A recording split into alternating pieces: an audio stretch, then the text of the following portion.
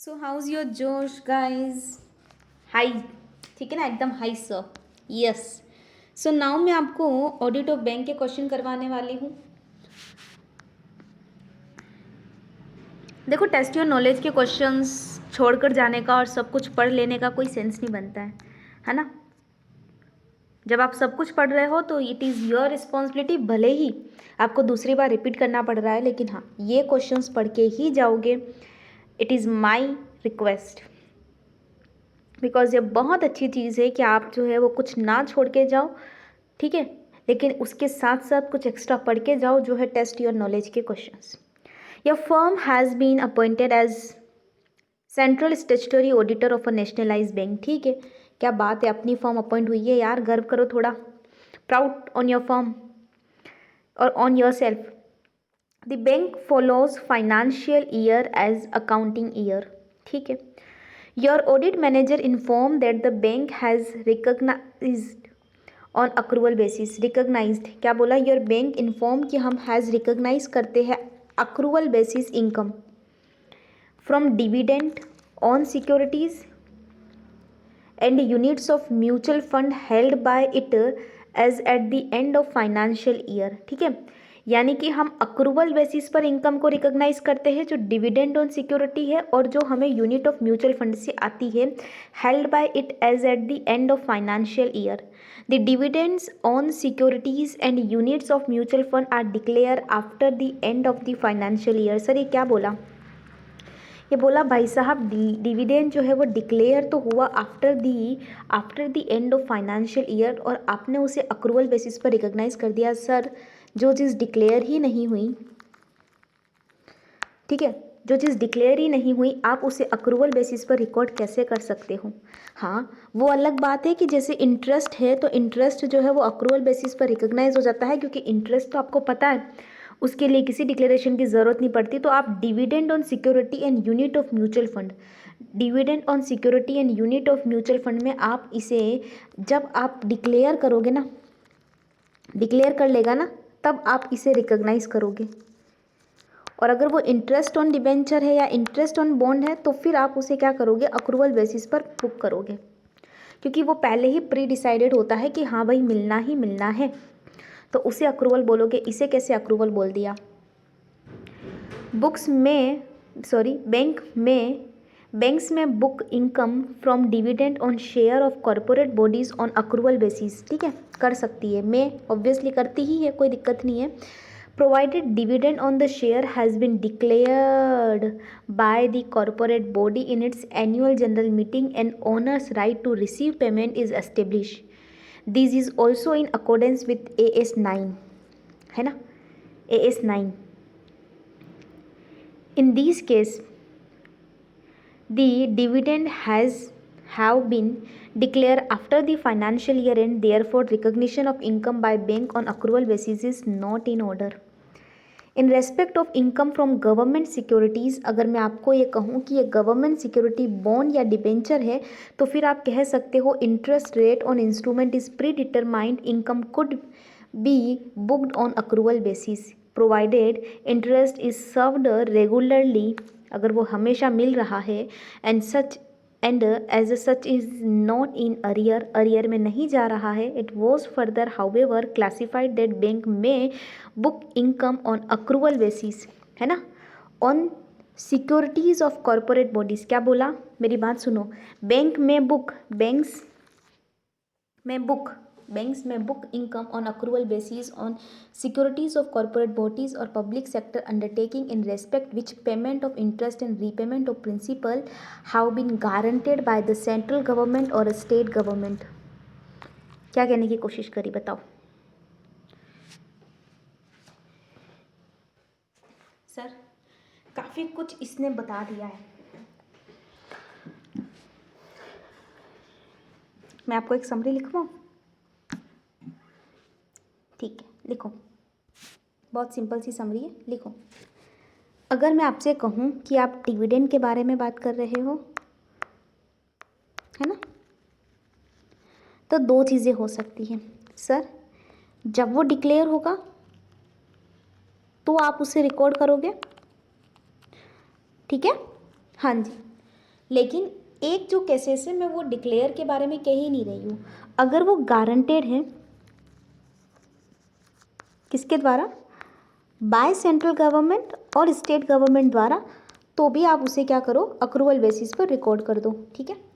लेकिन अगर वो डिविडेंड की जगह किसी बॉन्ड का या किसी डिबेंचर का, ठीक है, किसी गवर्नमेंट सिक्योरिटी का इंटरेस्ट है ना, तो फिर क्या करोगे, उसे अक्रूवल बेसिस पर रिकॉर्ड करो, चलेगा, ठीक है। और ये आपको पता है तो रेवेन्यू AS 9 और IND इंड AS 115 जो आपको इनकम के रिकग्निशन को बुक करने के बारे में कहता है। समझे, कोई डाउट नहीं सर, अब हमें अच्छे से क्लियर हो गया। हाँ जी सर, लेकिन मैं फिर बता दूं, अगर इंटरेस्ट में भी आप अक्रूवल बेसिस नहीं लिखेंगे, कब, अगर कोई अरियर है ना, तो फिर आप AB में बुक नहीं करेंगे, तो आप ये देखेंगे कि भाई साहब किसी तरीके का अरियर ना हो, है ना, ठीक सर, और कुछ नहीं सर, और कुछ भी नहीं। नेक्स्ट क्वेश्चन पे आऊँ, आ जाइए। As statutory central auditors of nationalised bank, what special points are to be borne in mind in audit compliance of a statutory SLR को बताओ। एज अ नेशनलाइज बैंक के होते हुए जब तुम SLR की रिक्वायरमेंट को चेक कर रहे हो, क्या पॉइंट्स स्पेशल तुम्हारे माइंड में होंगे as a chartered accountant, as a statutory auditor, तुम्हारे माइंड में क्या पॉइंट्स होने चाहिए अगर तुम किसी बैंक, किसी नेशनलाइज बैंक में खड़े हो और SLR के लिए तुम्हें कोई पॉइंट पूछ रहा है, तो तुम्हारे माइंड में होगा, सर हम पॉइंट नंबर 6 रेफर करेंगे, ठीक है।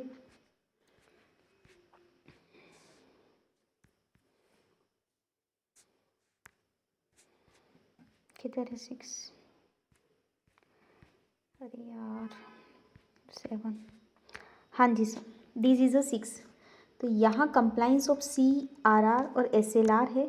यहाँ देखो सर, ये SLR ये कहता है, SLR ये कहता है कि भाई स्टेचुटरी लिक्विडिटी रेशो, पता है ये क्या सिखाता है, SLR is the requirement that every scheduled commercial bank in India is required to maintain in the form of certain liquid assets such as gold, cash and government approved security before providing credit to the customer. Sir ये कहता है कि अगर आप किसी customer को क्या करते हो, कोई भी क्रेडिट प्रोवाइड करते हो, तो आपको कुछ लिक्विड असेट्स जो क्या हो सकती है, या तो गोल्ड हो सकता है, कैश हो सकता है, या गवर्नमेंट सिक्योरिटी अप्रूव्ड सिक्योरिटीज़ हो सकती है, before providing credit to the customer, ठीक है। The reserve bank of India require statutory central auditor of bank to verify the compliance with SLR require of 12 odd days in different month of a physical year. बताओ sir 12 odd days, ठीक है, पर different month में, हर different month में किसी भी 12 odd days पर हम क्या करते हैं, SLR रिक्वायरमेंट्स को चेक करते हैं फिजिकल ईयर में, नॉट बीइंग अ फ्राइडे, जो फ्राइडे नहीं होता है, ठीक है।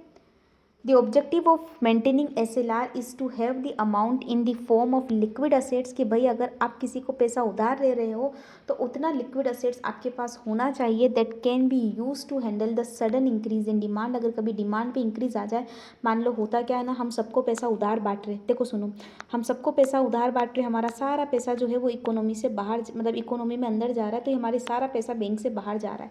कभी अगर पैसे लेने वाले लोग आ गए तो फिर हमारे पास उतनी लिक्विड असेट्स होनी चाहिए कि हम लोग पैसा दे सकें, ठीक है।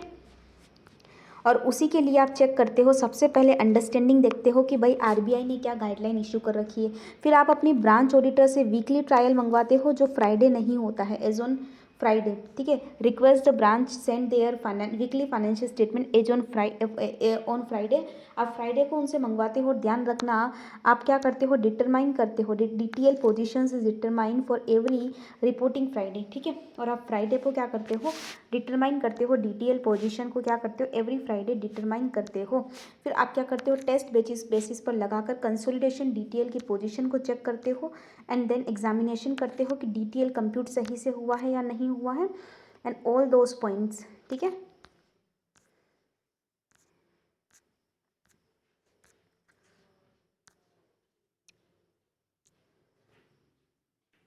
नेक्स्ट क्वेश्चन आओ please. Explain the scope of concurrent audit of the bank.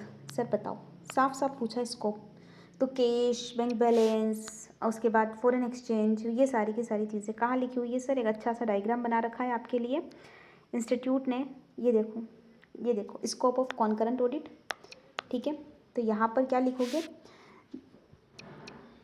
The detailed scope of concurrent audit should be clear and uniformly determined for the bank as an whole by the central inspections and audit department is consultations with the bank audit committee। और ये सब कुछ इन्होंने बता रखा है, लेकिन हमको ये देखना है कि सर क्या क्या एरियाज होते हैं। तो की areas of activity of branch that most banks have prepare in audit manual for the purpose. तो बेसिकली स्कोप में क्या क्या आता है सर? कैश आता है, डिपॉजिट्स आता है, फॉरेन एक्सचेंज आता है, इन्वेस्टमेंट आता है, एडवांस आता है, हाउस कीपिंग आता है और अदर आइटम्स आता है। तो सर क्या क्या आता है? देखो ऐसा होता है, जब आपके पास बहुत सारा पैसा होता है ना, तो आप उसे बैंक में डिपॉजिट करने जाते हो, ठीक है। अब आप कुछ पैसा तो बैंक में डिपॉजिट करने गए, उसके बाद आप कुछ पैसा इन्वेस्ट भी करते हो, है ना, क्योंकि कुछ रिस्क फ्री में लगाया, कुछ रिस्की में लगाया। तो रिस्की में आप इन्वेस्टमेंट करने के क्या ऑप्शन है? या तो तुम किसी को उधार दे दो, ठीक है, एडवांस दे दो, या फिर तुम फॉरेन एक्सचेंज में पैसा लगा दो, ठीक है, ठीक है, या फिर तुम थोड़ा खर्चा अपने घर के लिए हाउस कीपिंग में कर दो, या फिर तुम्हें जो जहाँ इच्छा लगे वहाँ तुम खर्च कर दो। तो कुल मिला के तुम्हारे पास बहुत कैश है, तुम एक काम करो, एफडी में इन्वेस्ट कर दो, रिस्क फ्री, क्योंकि इकोनॉमी में कुछ भी हो आपके पास रिस्क फ्री है सिक्योरिटी। इन्वेस्टमेंट कर दो थोड़ा रिस्की में, और बचा हुआ अपने फॉरेन एक्सचेंज में, हाउस कीपिंग में, एडवांसेस किसी को दे दो, अदर आइटम्स में लगा सकते हो एज योर विश, अगर आप चाहो तो। मैंने आपको इन्वेस्टमेंट आइडियाज़ दे दिए, ठीक है। अब सुनो अगला, in the course of audit of good, ठीक है, क्या है ये? हाँ, in the course of audit of good समृतन bank as on 31st March 19, you observe the following. In a particular account there was a no recovery in last 18 months। एक account है, उसमें 18 महीनों से कोई रिकवरी ही नहीं हुई। The bank has not applied the NPA norms as well as income recognition norms. Sir ना तो हमने उसे एनपीए बताया, ना ही हमने इनकम रिकग्निशन के नॉर्म्स को फॉलो किया to his particular account. When queried the bank management replied that, जब एक क्वेरी अराइज हुई ना, तो बैंक मैनेजमेंट ने पता हमें क्या रिप्लाई दिया? That this account was guaranteed by central government. Oh my God, अब तो हम कुछ बोल ही ना पाए। Hence, these norms was not applicable. The bank has not evoked the guarantee. Please response. Would your answer be different if the guarantee given by state government? सब बहुत simple है, बहुत सिंपल है। देखो, आपने कंसेप्ट पढ़ा होगा गारंटी, है ना? हाँ जी सर, ये गारंटी पता है क्या कहती है? एक होता है सेंट्रल गवर्नमेंट, एक होता है स्टेट गवर्नमेंट। हाँ जी सर, पता है सेंट्रल गवर्नमेंट तुम्हें क्या कहती है? कि अगर सेंट्रल गवर्नमेंट गारंटी देता है, तो जब तक सेंट्रल गवर्नमेंट इन्वोक नहीं करता, तब तक उस पर कोई एनपीए ही नहीं आएगा। नो, लेकिन सर सेंट्रल गवर्नमेंट ये कहता है कि अगर वो ओवरड्यू हो जाता है, वो ओवरड्यू हो जाता है मोर देन 90 डेज, तो फिर वहाँ पर क्या लगा देंगे हम? उसे एनपी अकाउंट बता देंगे, ठीक है, एनपी अकाउंट बता देंगे। आई थिंक आपको थोड़ा थोड़ा याद आ रहा होगा। मैं आपसे उम्मीद भी नहीं करती हूँ कि आप बहुत ज़्यादा याद रखें, बट हाँ, कुछ चीज़ें जो होती है थोड़ी थोड़ी अगर आपको याद आ रही है, दैट इज़ इनफ। हाँ जी सर,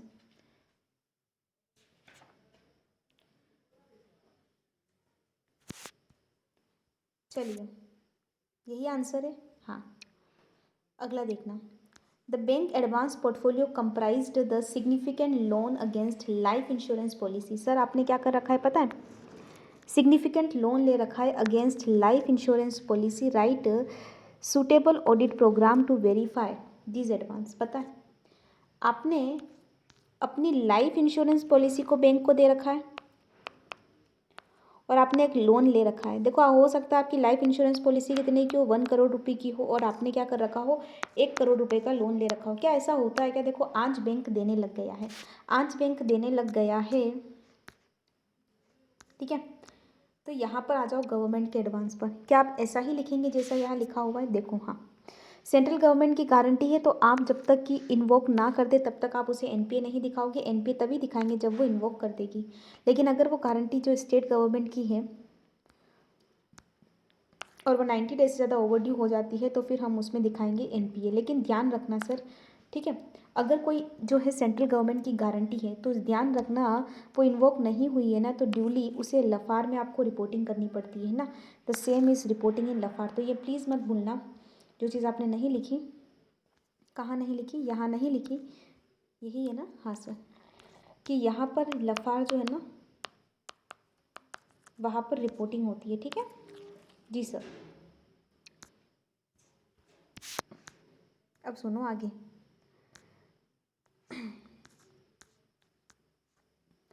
अगर आपने अपनी लाइफ पॉलिसी के अगेंस्ट में लोन लिया है ना, तो दैट इज़ योर रिस्पॉन्सिबिलिटी कि आप इन्हीं चीज़ों को अच्छे से चेक करेंगे। क्या क्या? सबसे पहले the auditor should inspect the policies and see whether they are assigned to the bank and whether such assignment has been registered with the insurer. क्या बोला?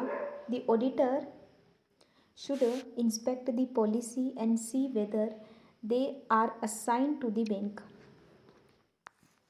है ना।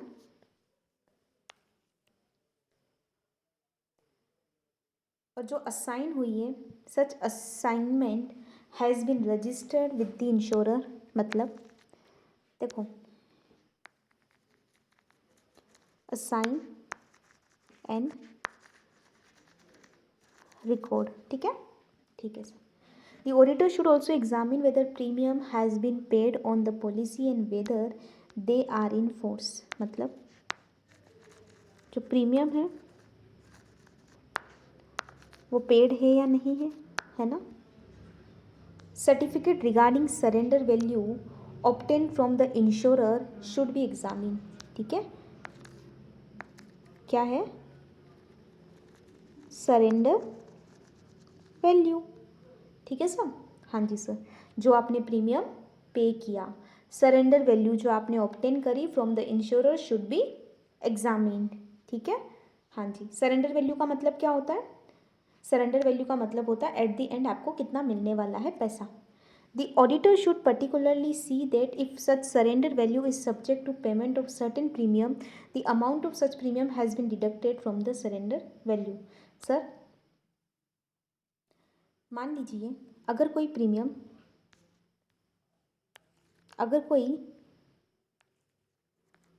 सर्टेन प्रीमियम का पेमेंट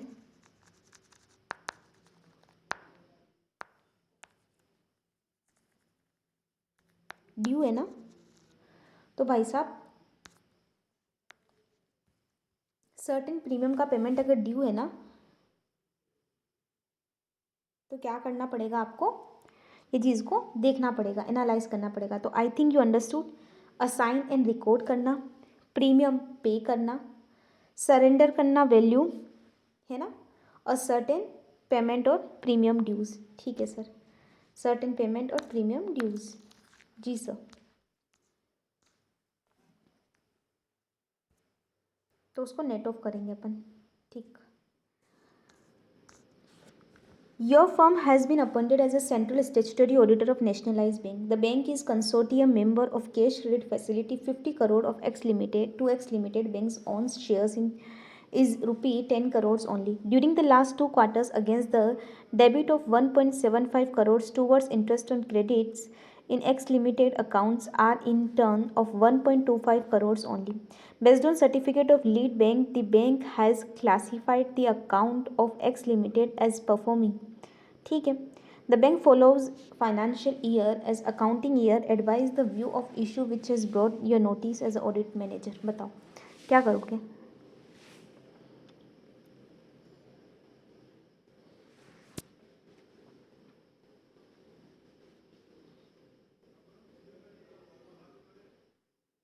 सर आप अगर कंसोर्टियम में हो, थोड़ा सा समझना, मैं आपको कुछ चीज़ें बताती हूँ।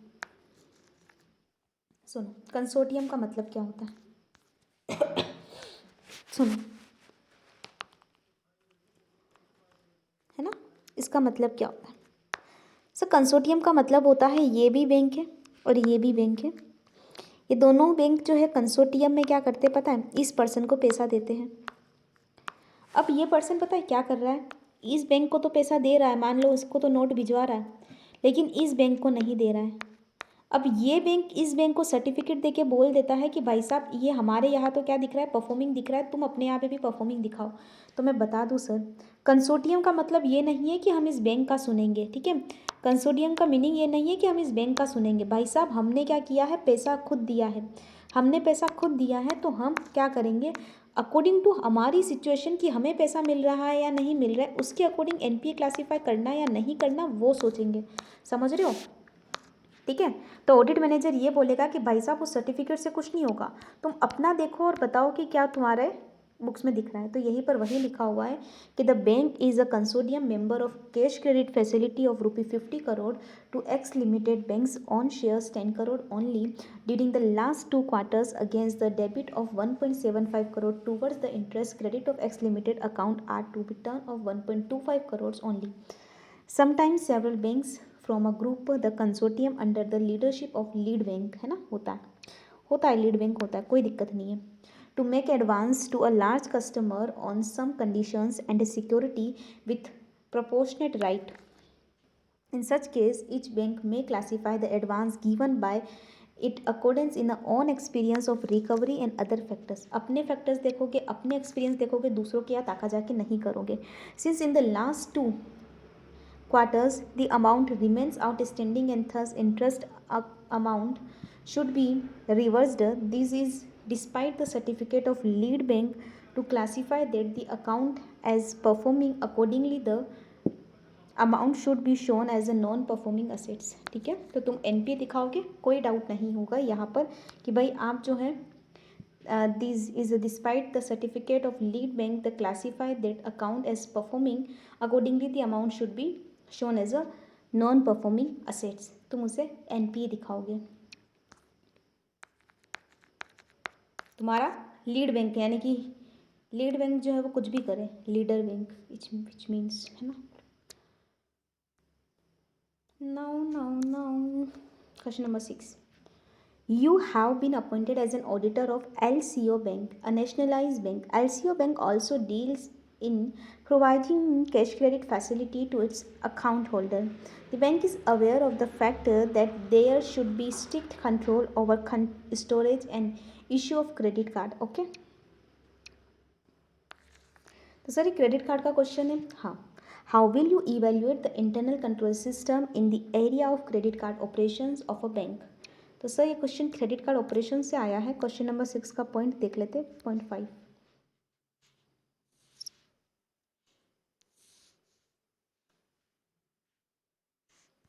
हाँ जी सर, यहाँ नहीं, यहाँ नहीं, यहाँ नहीं।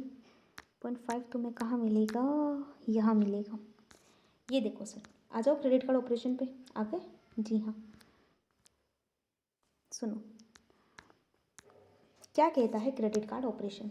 सर अगर कोई बैंक क्रेडिट कार्ड इशू करता है, देखो 2 तरह के कार्ड होते हैं, पहले मेरी बात सुन लो। वैसे आज की तारीख में सब लोग जानते हैं क्योंकि हम बहुत फेमिलियर हो चुके हैं ई बैंकिंग जैसे चैनल से। तो एक होता है डेबिट कार्ड, एक होता है क्रेडिट कार्ड। पता है, डेबिट कार्ड का मतलब होता है तुम्हारा पैसा जो बैंक में डिपॉजिट है, उसी कार्ड को स्वैप करने से तुम अपना ही पैसा जो है विड्रॉ कर रहे हो।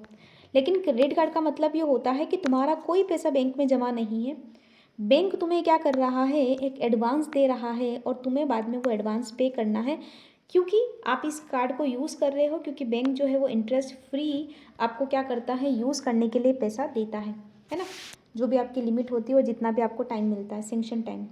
तो सबसे पहले किसी भी बंदे को क्रेडिट कार्ड इशू करोगे, एग्जाम्पल के लिए उसने क्या किया, आपको क्रेडिट कार्ड इशू कर दिया। अब देखो, अगर आपके क्रेडिट कार्ड इशू होने के बाद आपकी क्रेडिट कार्ड की लिमिट हमने डिसाइड कर दी 1 लाख रुपये, ठीक है। अब 1 लाख रुपये आपने क्या किया, जैसे ही क्रेडिट कार्ड आया आपने पूरा 1 लाख रुपये जो है वो खर्च कर दिया। अब बैंक आपको मंथ एंड पे रिमाइंडर भेज रहा है, आप बोलो अब पैसा तो है नहीं, कैसे लाए पैसा। फिर बैंक जब आपके पास आता है तो पता चलता है कि आप तो एकदम ठाले हो, निठल्ले हो, आपके पास तो एक भी रुपया नहीं है, ठीक है। बैंक वसूलेगा तो वसूलेगा कैसे, क्या करेगा, आपको बैंक ले जाएगा और बैंक से अपना काम निकलवाएगा, काम करवाएगा तो। और बैंक ऐसा करेगा नहीं, क्योंकि बैंक को पता है कि इसके पास तो इतनी एजुकेशन भी नहीं है कि हम इसको बैंक बिठा के बैंक में अपना काम करवा के इससे पैसा वसूले। तो फिर बैंक अपना पैसा डुबा देता है। तो इसीलिए वो पहले ही क्या करता है भाई साहब, इफेक्टिव स्क्रीनिंग करता है। इसके अलावा वो स्ट्रिक्ट कंट्रोल लगाता है कि किसको इशू करना हो, कहाँ मतलब कैसे स्टोरेज करना है और कैसे इशू करना है। उसके अलावा जब भी तुम क्या करोगे, इस सिस्टम को यूज़ करोगे, मर्चेंट का कंफर्मेशन आएगा कि ये भाई साहब जो है पैसे खर्च कर रहे हैं। और ध्यान रखिएगा, हम हमेशा आपको ये बताएंगे कि स्टेटस ऑफ अनयूटिलाइज लिमिट तुम्हारी इतनी है, स्टेटस तुम्हारा इतना है अनयूटिलाइज लिमिट का। उसके बाद प्रॉम्प्ट रिकॉर्डिंग करनी चाहिए, ठीक है, वो होगी। उसके अलावा वेरिफिकेशंस होगा जितने भी ट्रांजेक्शन्स है, और ऑल रियम्बर्समेंट जो होगा should be immediately charge to the customer's account, हम चार्ज कर लेंगे। उसके बाद जितना भी स्टेटमेंट है हम उसे रेगुलरली सेंड करेंगे और मॉनिटर करेंगे, उसे फॉलोअप करेंगे कि भाई साहब वो जिसके पास क्रेडिट कार्ड है वो हमें मंथ एंड पर जैसे ही हम स्टेटमेंट भेजेंगे वो हमें पैसा दे दे। उसके बाद रीजनेबल पीरियड में हम उसको वेट करेंगे, लेकिन अगर पैसा ओवरड्यू होता है रीजनेबल पीरियड से भी ज़्यादा तो हम उसे इन्फॉर्म करेंगे। और ध्यान रखेंगे कि भाई अगर हमें लगता है कि भाई हमने उसको एक एक्सेस लिमिट दे दी तो हम उसकी कार्ड की लिमिट को क्या करेंगे, रिव्यू करेंगे। पक्की बात है। आ जाओ अगला question. You have been appointed as a concurrent auditor of a nationalized bank branch.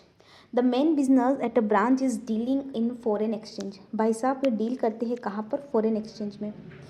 Suggest the main area of coverage with regard to foreign exchange transactions of the said branch under the concurrent audit. बताओ। तो अगर मैं आपसे कहूँ कि अगर आप concurrent audit में हो तो अगर आपका मेन बिजनेस जो ब्रांच है उसका मेन बिजनेस जो है वो डीलिंग इन फॉरेन एक्सचेंज है। मैं बता दूँ, अगर आप फॉरेन एक्सचेंज में डील करते हो तो आप ऑथोराइज डीलर होने चाहिए हो, ठीक है। और सर ये आपको डीलरशिप देता कौन है? सर ये देता है हमें हमारा RBI, ठीक है। तो भाई साहब अगर आपके पास डीलरशिप है, जैसे हमारा जिस बैंक का हम ऑडिट करते हैं कॉन्करेंट ऑडिटर, वो क्या करता है, फॉरेन एक्सचेंज में ही काम करता है। तो बताओ अगर फॉरेन एक्सचेंज के ट्रांजेक्शन्स होंगे तो एज अ ऑडिटर मेरा क्या मेन इरा होगा जिसे मेरे को अच्छे से चेक करना है। सुनिए 10.4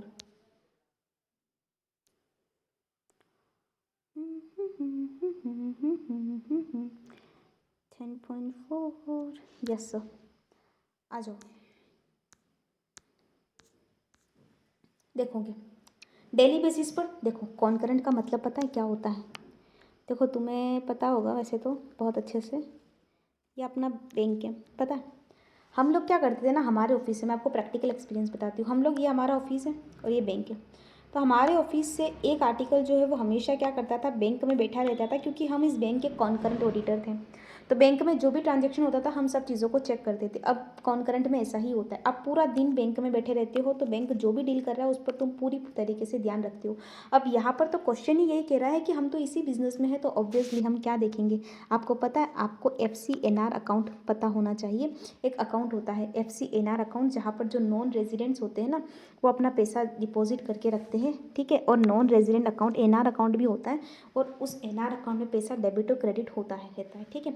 उसके बाद foreign bill negotiated under letter of credit, हमने कई बार क्या कर रखा होता है, लेटर ऑफ क्रेडिट के थ्रू जो बिल्स है वो इशू कर रखे होते हैं। उसके बाद इनवार्ड और आउटवार्ड रेमिटेंस प्रॉपर्ली अकाउंट हुई या नहीं हुई, जो एक्सचेंज में होती है, ठीक है। उसके बाद क्योंकि हमने पता है, हमने फॉरवर्ड कॉन्ट्रैक्ट पढ़ा है, तुमने पढ़ा है ना, फेथ ऑफ फॉरवर्ड कॉन्ट्रैक्ट, जहाँ एक्सटेंशन होता है, कैंसिलेशन होता है, अर्ली डिलीवरी होती है, लेट डिलीवरी होती है, एक्सटेंशन, ठीक है। वो सब कुछ चीज़ें यहाँ कवर होती है। उसके बाद आपने नोस्ट्रो वोस्ट्रो लोरो अकाउंट पढ़ा है, उसकी लिमिट रिव्यूड होती है, विद इन द लिमिट है या नहीं है। इसके अलावा अगर ओवरबोर्ड पोजीशन है, ओवरसोल्ड पोजीशन है, जो आपने नोस्ट्रो में बनाया भी था, तो उसे मेंटेन करते हैं, ठीक है। डिफरेंट करेंसीज इन रीजनेबल, इंश्योर करते हैं गाइडलाइंस RBI और HO की, जो हेड ऑफिस बैंक की गाइडलाइंस है क्या वो फॉलो हुई या नहीं हुई। और रिकन्सिलेशन करते हैं बैलेंस नोस्ट्रो का वोस्ट्रो से, क्योंकि नोस्ट्रो वोस्ट्रो के बैलेंस रिकनसाइल होते हैं, है ना, ठीक सो। अगला क्वेश्चन आ जाओ, ये हो चुका, हाँ सर। अगला देखो, while auditing fair bank you observe that a lump sum amount has been disclosed as contingent liability collectively. Okay, you are required to request the management to guide the disclosure requirement of contingent liabilities about the bank. Kindly आपको guide करना है। तो contingent liability के बारे में बात हो रही है, तो आप क्या बताओगे बैंक को, कंटिंजेंट लाइबिलिटी का मतलब बताओगे ना बैंक को कि भाई साहब ये होती है कंटिंजेंट लाइबिलिटी। अब देखो यहाँ पर इन्होंने बोला है पार्ट नंबर 6 देखना स्पेशली,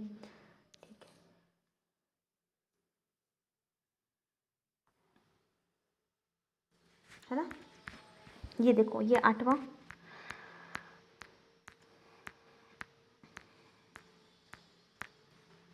किधर है किधर है, 6 बोला ना इन्होंने स्पेशली। हाँ जी सर, ये देखो, यही है कंटिंजेंट लायबिलिटी। तो अब कंटिंजेंट लायबिलिटी को आप उसे समझाओगे कि भाई साहब कंटिंजेंट लायबिलिटी क्या होती है, तो आप बोलोगे देखो ओ सीपीए की गर्लफ्रेंड, ठीक है, इसका एक निमोनिक है, ओ सीपीए की गर्लफ्रेंड, ठीक है। हाँ जी सर, लिखो ओ का मतलब क्या होता है। ये एग्ज़ाम में आ चुका है, तो अब बहुत ही कम चांसेस है कि एग्ज़ाम में फिर से दिखे, फिर भी देखो ओ का मतलब होता है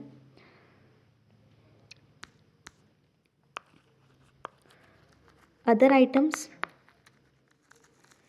ठीक है। इसके अलावा अगर आपका कोई ऑब्लिगेशन का एक्सेप्टेंस या इंडोर्समेंट है,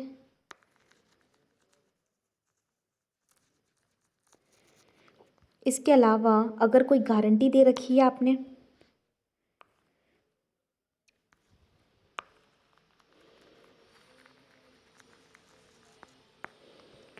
इसके अलावा अगर कोई आउटस्टैंडिंग कॉन्ट्रैक्ट्स है,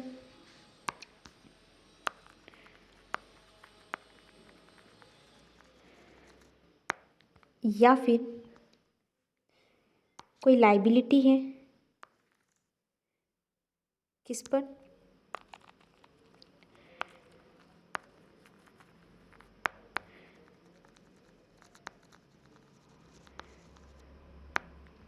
ठीक है, या फिर ऐसे कोई क्लेम जो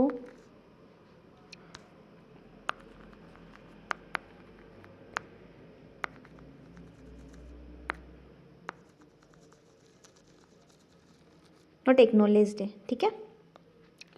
तो ओ सी पी ए की गर्लफ्रेंड कैसे याद रखने का, ये निमोनिक तो यूज़ ही नहीं किया, actually O C P A की गर्लफ्रेंड, ठीक है, फॉरवर्ड एक्सचेंज। जी सर। और सर अब ऑडिटर क्या अप्रोच लगाएगा, तो ये तो ठीक है, अब हमें ये देखना है ऑडिटर की अप्रोच क्या होगी। तो सर वो off balance sheet transactions have been accounted in books of accounts, जितने भी ऑफ बैलेंस शीट ट्रांजेक्शन है ना, ऑफ बैलेंस शीट ट्रांजेक्शन्स वो जो है transactions accounted in books of accounts, account हुए या नहीं हुए, ठीक है। Enter after following due procedures laid down, transactions are supported by the underlying documents, disclose properly हुए या नहीं हुए, जो भी ऑल कंटिंजेंट लाइबिलिटी ऑडिटर ये चेक करेगा कि अकाउंट प्रॉपर हुए, डिस्क्लोज प्रॉपर हुए, अकॉर्डिंग टू AS 29 इंडेज जो भी लगता है उसके अकॉर्डिंग हुए, है ना। बस सर यही चीज़ थी, एग्ज़ाम में आ चुकी है। अगला देखो, ABC Chartered Accountant have been appointed as concurrent auditor for the branch of Effective Bank Limited for the year 1920. You are part of audit team of Agra branch of bank and have been instructed by your senior to verify the advances of the audit period. You are required to guide your assistants about the area to be taken care doing verifications regarding concurrent audit. बताओ advances को लेकर देखो, साफ साफ लिखा हुआ है verify the advance of the audit. तो एज अ कॉन्करेंट ऑडिटर आप किस तरीके से एडवांसेस को वेरीफाई करोगे, ठीक है। एज अ कॉन्करेंट ऑडिटर आप किस तरीके से एडवांसेस को वेरीफाई करोगे, तो यहाँ लिखा हुआ है कि आप पेरा नंबर 7 के 3rd वाली हेडिंग पे जाना, ठीक है।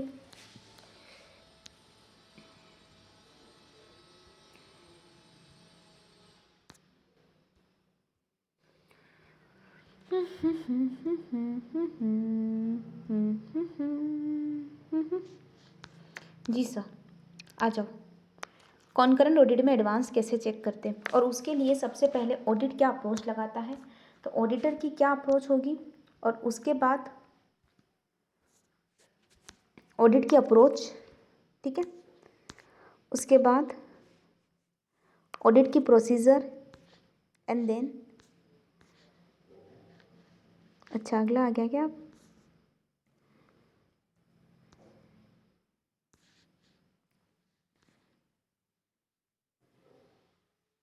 किस चीज़ का है ये? अच्छा, ये वेरिफिकेशन ऑफ असेट्स, इनकम और प्रोविज़न का आ गया। ठीक, तो अब देखो इतना बड़ा है क्या? हाँ सर। पूरा advances as a concurrent auditor आप किस किस पर फोकस करोगे? पूरा आपको लिखना पड़ेगा। हाँ सर। क्या एग्जाम में आ सकता है? Yes sir, it is a important. अब सुनो, कैसे चलोगे, क्या करोगे, पहले सुन लो। ऑडिट अपनी अप्रोच में क्या बताएगा? सबसे पहले बताएगा advance generally constitute the major part of assets of the bank. मतलब एडवांस जनरली कंस्टिट्यूट करते हैं the major part of the assets of the bank, है ना? हाँ सर, क्योंकि एडवांस तो ऑब्वियसली असेट्स ही होते हैं, इसलिए क्या हम लोग कैरी करेंगे ऑडिट की approach? Amount include in the balance sheet in respect of advance are outstanding at the date of balance sheet. मतलब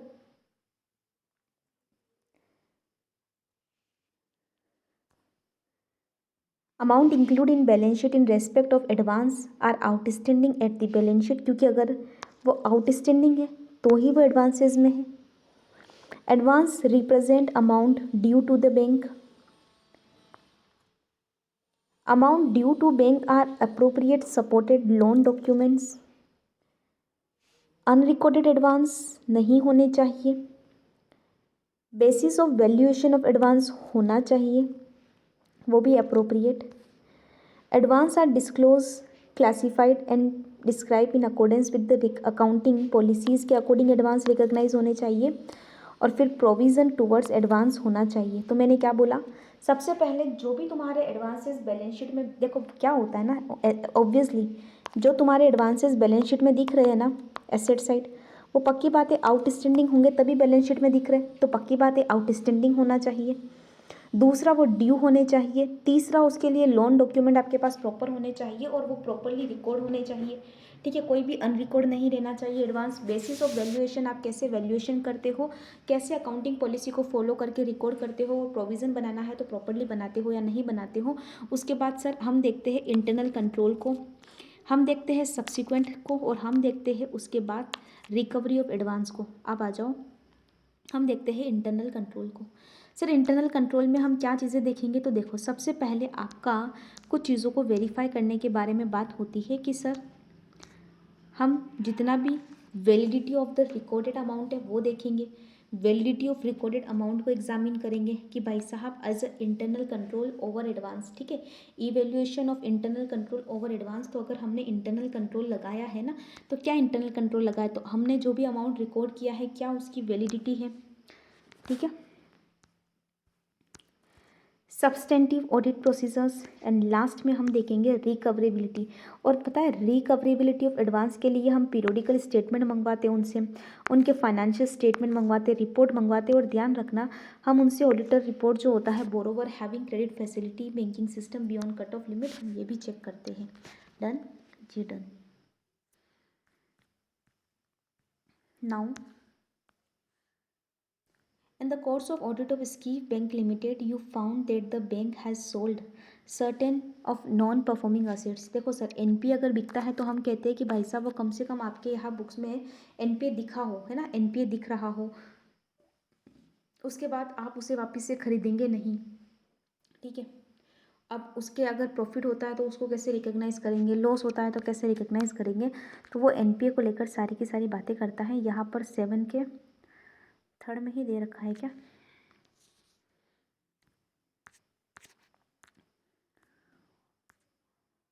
कहाँ है? देखो सर, सेल ऑफ एनपीए बोला, अगर आप सेल ऑफ एनपीए कर रहे हो तो सेल ऑफ एनपीए में क्या बोला, बोर्ड ऑफ डायरेक्टर्स जो है क्या करेंगे, कम से कम एटलीस्ट 2 सालों तक आपकी बुक्स में वो एनपीए हो विदाउट रिकॉर्ड्स बेसिस पर, मतलब आपकी कोई रिस्क ना हो। ठीक है, उसके अलावा under no circumstance NPA can not be sold to other bank at a contingent price. ठीक है, not purchase an NPA in the lead originally sold. ठीक है, अब जब आप बेच रहे हो in case of a sale of NPA, remove करोगे बुक्स ऑफ अकाउंट से। ठीक है, नॉट सेल अगर हुआ है आपकी नेट बुक वैल्यू से बिलो पर, तो शॉर्टफॉल को रिकग्नाइज करोगे पीएनएल में। बाकी जो है लोन को अदर जो गेन है वो उसको अदर जो लॉसेस है उससे सेट ऑफ करोगे। परचेज़ कर रहे हो तो आप उसके लिए प्रोविज़न बनाओगे, वो भी 100%, ठीक है। उसके अलावा फर्स्ट एडजस्टेड करोगे अपनी एक्विजिशन कॉस्ट, ठीक है, और फिर क्या करोगे, 100% रिस्क असाइन वेट करोगे, ठीक है। नाउ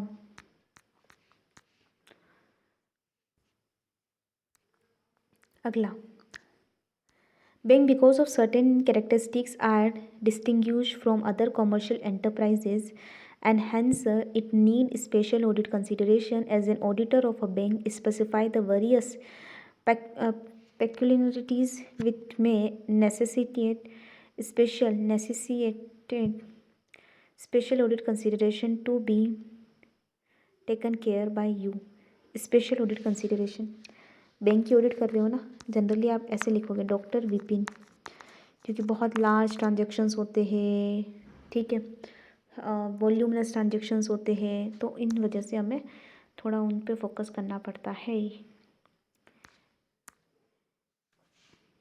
यहाँ पर फर्स्ट का रेफरेंस दे रखा होगा, देखो बहुत स्टार्टिंग का पेरा है, मैं उसको यहाँ पर ले जाकर पढ़ाऊँ तो भी कोई मतलब नहीं है ना, ठीक है।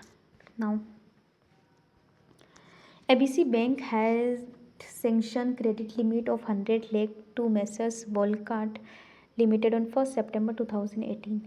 The renewal of limit was due on 1st September 2019, है ना, रिन्यूअल करना था लिमिट को।